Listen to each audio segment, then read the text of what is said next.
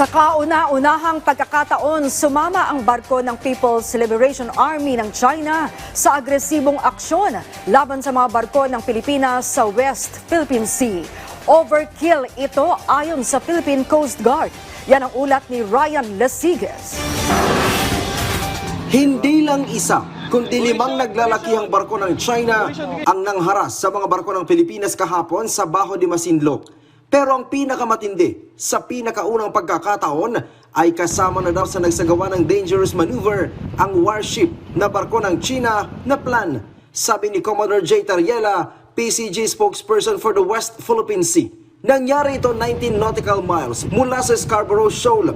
Sa kabila nito, wala pa naman daw balak ang Pilipinas na ipadala sa West Philippine Sea ang Philippine Navy para ipangtapat sa gray ship ng China.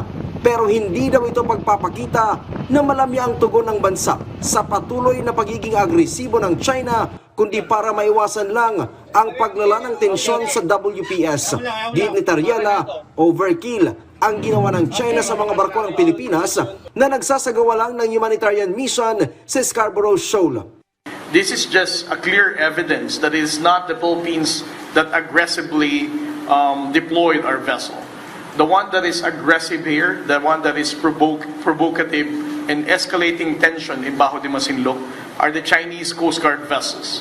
Mariin namang kinundina ng National Maritime Council ang ginawang pagdikit, pagbangga at pagtira ng water cannon ng China Coast Guard sa BRP Dato Pagbuwaya at BRP Dato Sanday na namamahagi lang sana ng tulong sa mga mangingisdang Pilipino sa karagatang sakop ng Exclusive Economic Zone ng Pilipinas. Ang ginawang ito daw ng China, malinaw na paglabag sa law of the sea. The National Maritime Council condemns the hostile actions against the country's legitimate maritime operations within its maritime zones. The aggressive posture of the Chinese vessels highlights a continuing pattern of aggression, coercion, and intimidation within Philippine waters. We are doing all possible actions that we are allowed to carry out. Despite of those water cannoning, dangerous maneuver, we're still holding our ground.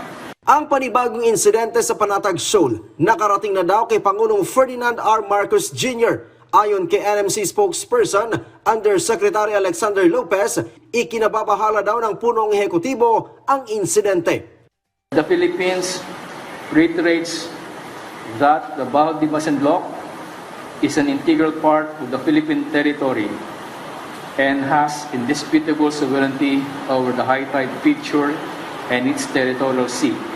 Ang USA, kinundina din ang panibagong aksyon ng China. Sa post sa X ni US Ambassador to the Philippines Mary Kay Carlson, sinabi nitong labag sa batas ang ginawang ito ng China kung saan nalagay pa sa alanganin ang buhay ng mga sakay ng barko ng Pilipinas. Ryan Lesiges para sa Pambansang TV sa Bagong Pilipinas.